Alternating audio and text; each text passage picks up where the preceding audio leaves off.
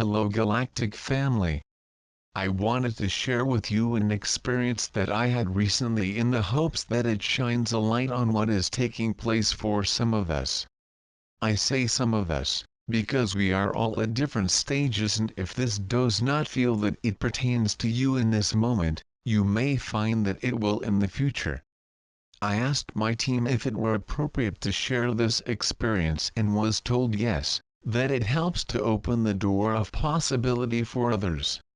Every day it is becoming clearer that the only thing that limits us is our ability or inability to see the possibilities. I woke the other morning feeling off, not quite grounded, not quite sure of what my next steps could be or where I would even find the next step.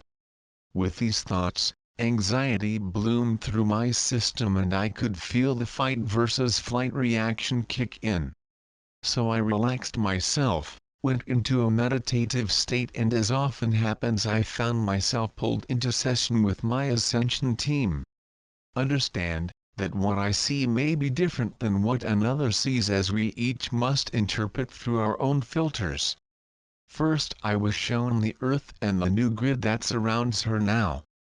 To me the grid looks pink, much like a rose quartz crystal. It radiates peace, love, and a beautiful balance between the divine feminine and the divine masculine.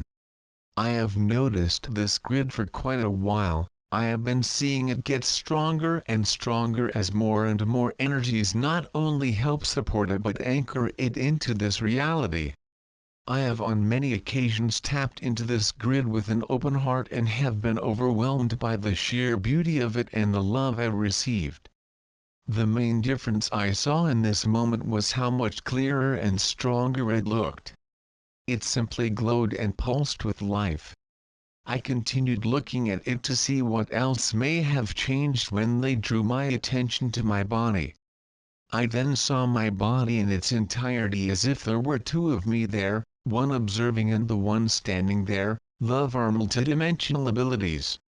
As I looked at my body, I noticed a line of green in my lower back area. This was then ripped out of my form. Thankfully I felt nothing.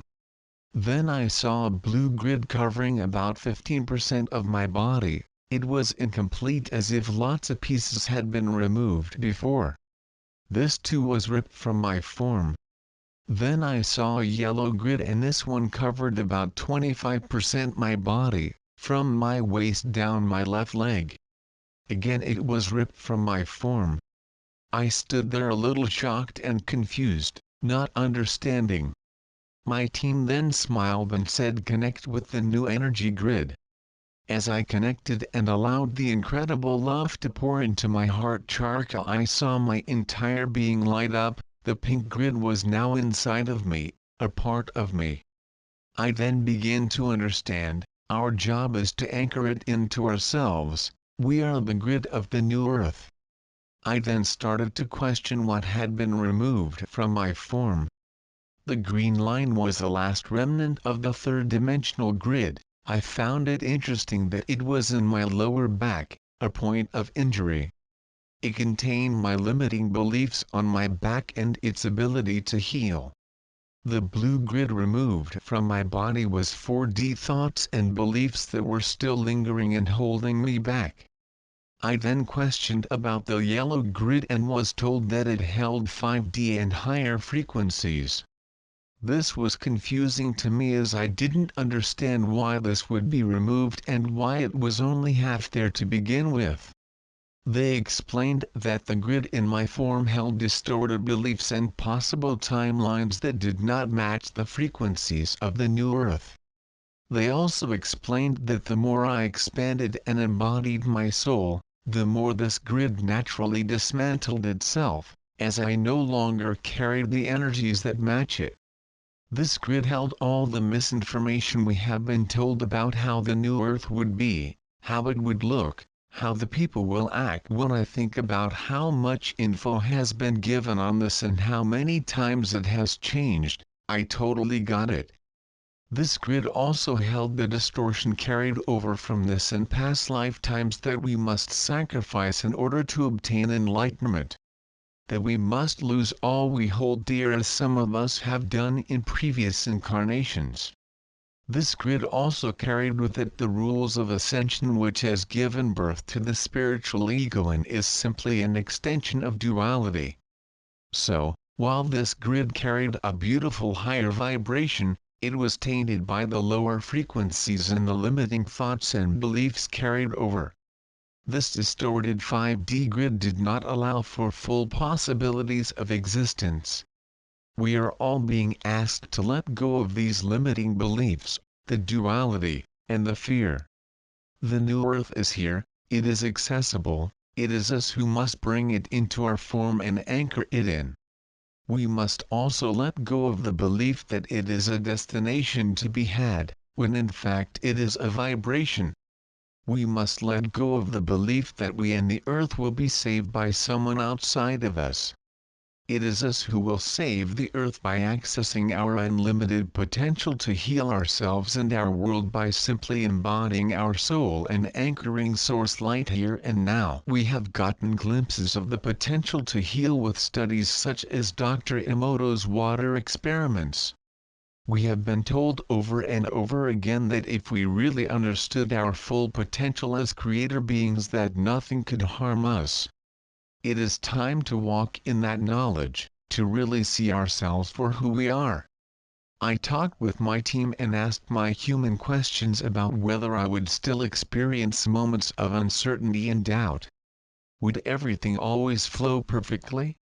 I received a smile and was told that what I was asking for is perfection as I viewed it, and perfection does not allow for continued soul growth. It was explained to me that while there may still be bumps in the road, I would be shown very quickly and clearly where a choice was not leading me in the right direction. That anything I attempted that contained the energy of sacrifice or lack would quickly fall apart as it cannot stand in the higher energies.